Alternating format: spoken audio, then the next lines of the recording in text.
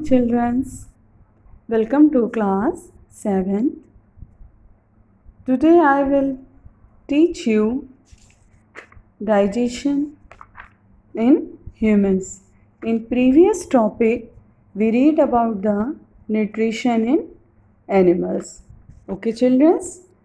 Today we will discuss digestion in humans. We take in food through the mouth, digest and utilize it. हम food को लेते हैं किसके through? Mouth के through, digest करते हैं और फिर यूटिलाइज करते हैं. The unused part of the food are defecated. और जिस पार्ट्स का फूड को हम यूज़ नहीं करते वो बाहर निकल जाता है. Have you ever wondered what happens to the food inside the body? अब फूड जो हमारा बॉडी के अंदर जाता है उसका क्या होता है? आपने कभी सोचा है कि उसका क्या करते हैं? The food passes through a continuous canal which begins at the buccal cavity and the ends at the anus.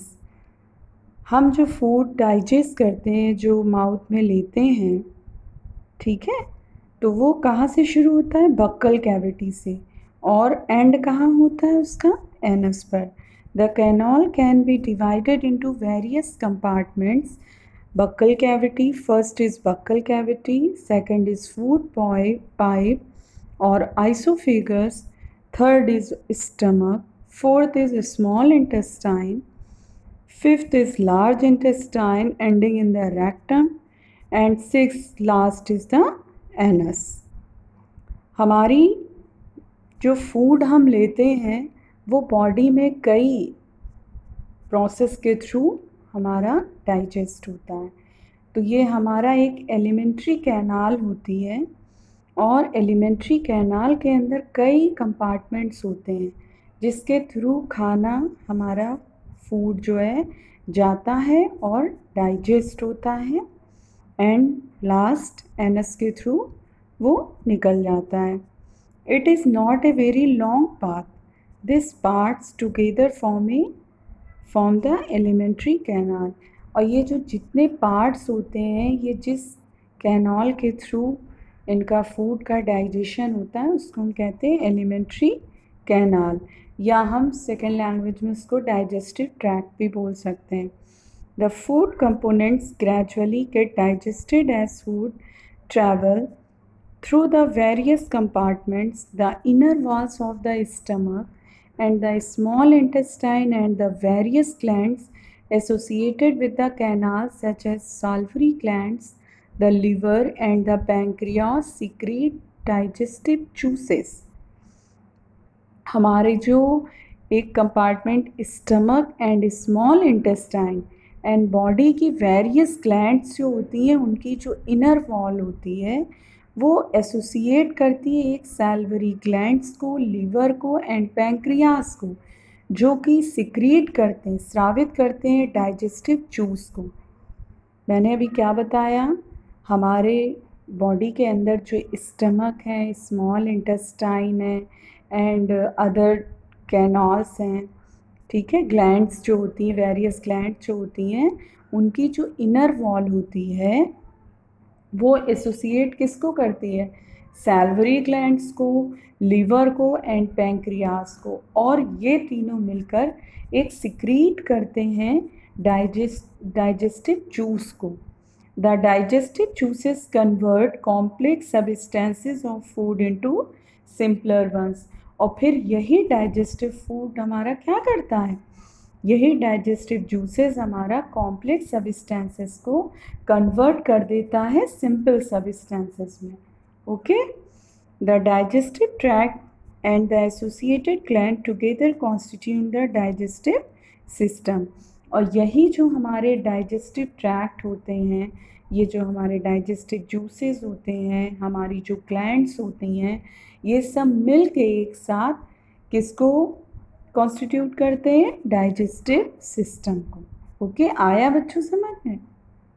हमारी बॉडी के अंदर जो फूड लेते हैं हम, तो वो डायरेक्ट तो जाता नहीं है, वो एक एलिमेंट्री कैनाल होती है, उसमें बहुत सारे कंपार्टमेंट्स होते हैं, उनके थ्रू हमारा फूड अंदर जाता है, डाइजेस्ट होता है, ठीक है, और उसको हम यूटिलाइज़ करते हैं, फिर वो डिफिक्टेड हो जाता है, यानी कि निकल जाता है एनएस के थ्रू बॉडी के बाहर, ठीक है।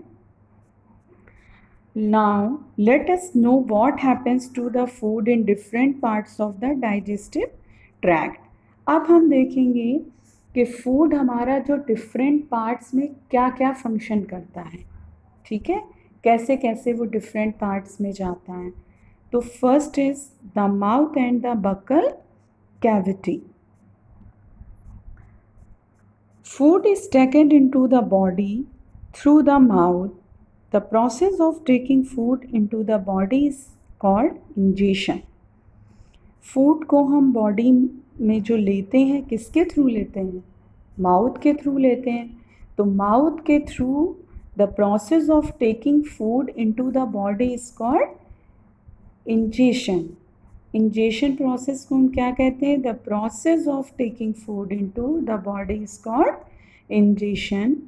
इंजेशन आया बच्चों समझ में? अगर मैं कभी आपसे पूछूं what is the definition of the ingestion, तो आप क्या कहोगे? The process of taking food into the body is called ingestion. Food का माउथ के थ्रू हमारी बॉडी में जाना, वही प्रोसेस हमारा इंजेशन कहलाता है. We chew the food with the teeth and break it down mechanically into small pieces. फिर उस फूड को हमारे टीथ क्या करते हैं? ब्रेक डाउन करते हैं, तोड़ते हैं छोटे छोटे पीसेस में. Each tooth is rooted in A separate socket in the gums.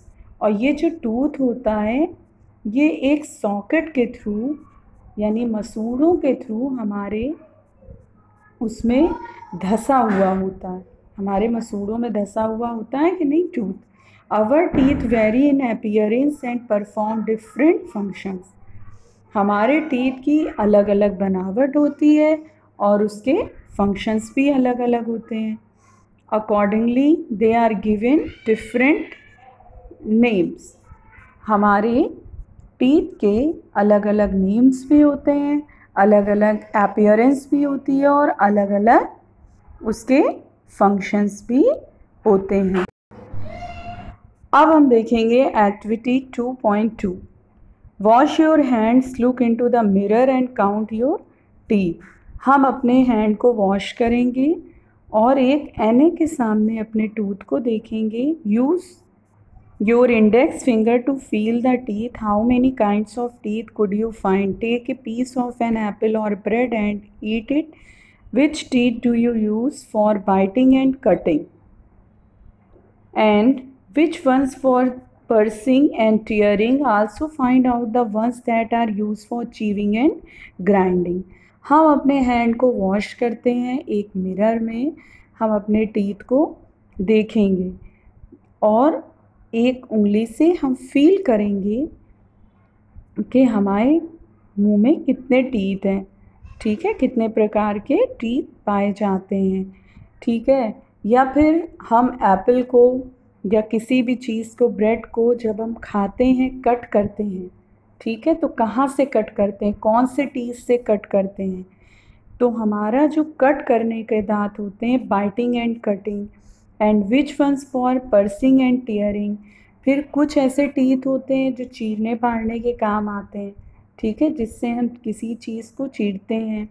और कुछ ऐसे टीथ होते हैं जिनसे हम चबाते और खाने को क्या करते हैं? ग्राइंडिंग, पीसते हैं, ठीक है, चीविंग एंड ग्राइंडिंग. तो record your observation in table 2.2. Our mouth has the salivary glands which secrete saliva. Do you know the action of saliva on food? हमारे माउथ में एक सैल्वरी ग्लैंड होती है, ठीक है, जो कि एक सलाइवा को सिक्रीट करती है.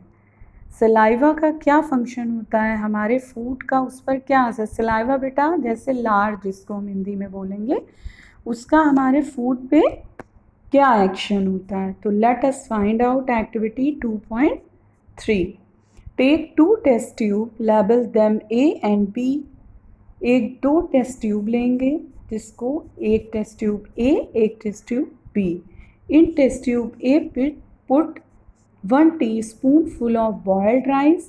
in test tube B, keep 1 spoonful of boiled rice after chewing it for 3 to 5 minutes। 2 test tube लेते हैं, एक A एंड एक B। ए टेस्ट ट्यूब में हम क्या करते हैं, बॉयल्ड चावल को हम रख देते हैं, और बी टेस्ट ट्यूब में क्या करते हैं कि जो बॉयल्ड चावल है उसको हम 3 से 4 मिनट तक चबाते हैं। चबाने के बाद उसको हम 3-4 मिनट के लिए रखते हैं। Add 3 to 4 ml of water in both the test tube. फिर 3-4 ml वाटर हम डालेंगे टेस्ट ट्यूब में। Now pure 2-3 drops of iodine solution, और फिर दोनों में हम 2-3 ड्रॉप्स ऑफ आयोडीन सोल्यूशन डालते हैं in each test tube and observe why is other a change in colour in the test tube. फिर हम देखते हैं कि उसमें क्या कलर हुआ। ठीक है, कलर चेंज हुआ तो discuss the result with your classmate and your teacher. The saliva break down the starch into sugar.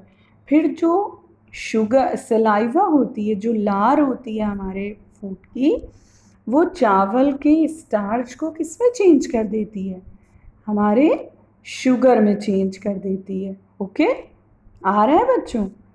Okay, मैंने क्या कहा था, दो टेस्ट ट्यूब लेते हैं, एक ए एंड एक बी। एक में हम बॉयल्ड राइस रखते हैं और दूसरे में हम बॉयल्ड राइस लेते हैं, लेकिन उसको 3-4 मिनट चबा कर फिर रखते हैं। फिर उसमें दोनों में 3-4 ml हम वाटर डालते हैं, फिर 2-3 बूंद आयोडीन सोल्यूशन की डालते हैं। फिर ऑब्ज़र्व करते हैं कि क्या कलर चेंज होता है। तो ये डिस्कस करते हैं। जो हमारी सलाइवा होती है यानी लार जो होती है, वो हमारी क्या करती है, जो चावल में स्टार्च पाए जाते हैं उनको शुगर में चेंज कर देती है। Okay, the tongue is a fleshy muscular organ attach at the back to the floor of the buccal cavity.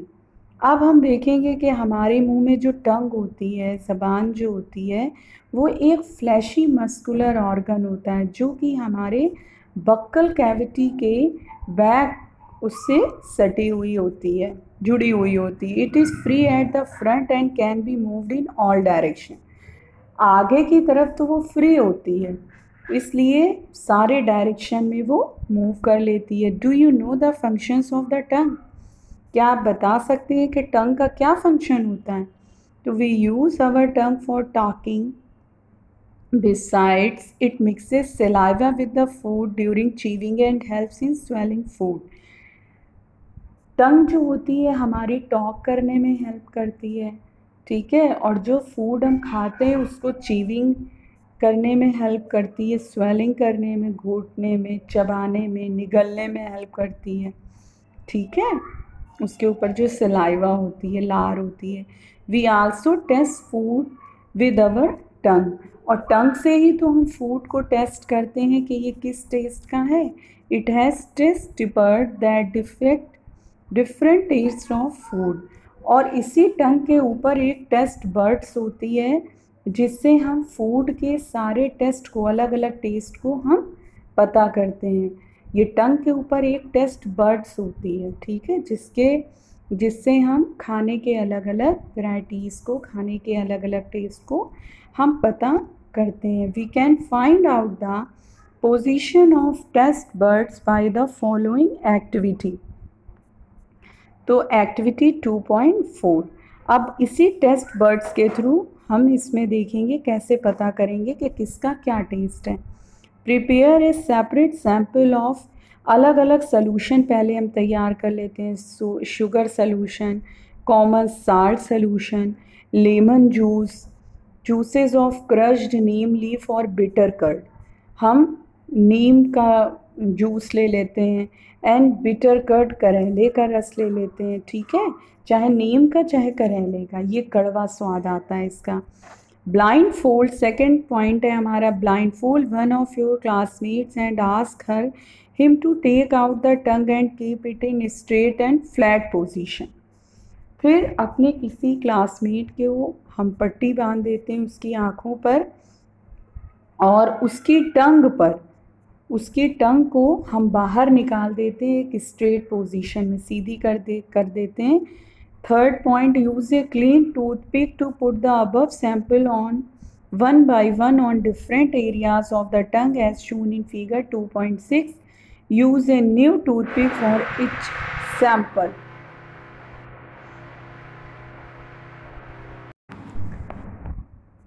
फिर इसके बाद हम अलग अलग सॉल्यूशन को एक टूथपिक की हेल्प से हम अपने टंग पे अलग अलग डालते हैं, जैसे शुगर का या लेमन का या सॉल्ट का. आज the classmate which areas of the tongue could detect the sweet, salty, सोर एंड बिटर सब्सटेंसेस. फिर हम अपने क्लासमेट से पूछते हैं कि उसका क्या टेस्ट है, पहचानते हैं कि क्या वो अलग अलग टेस्ट को पहचान पा रहा है, कौन सा कड़वा है, कौन सा स्वीट है, कौन सा साल्टी है. Now write down your observation and label figure 2.6. Repeat the activity with other classmate. फिर यही एक्टिविटी हम सेकेंड क्लासमेट से वो करते हैं. इसी एक्टिविटी को हम सेकेंड क्लासमेट पे रिपीट करते हैं. You understand childrens? I hope you all understand. We will continue next topic in next video. Okay, thank you children.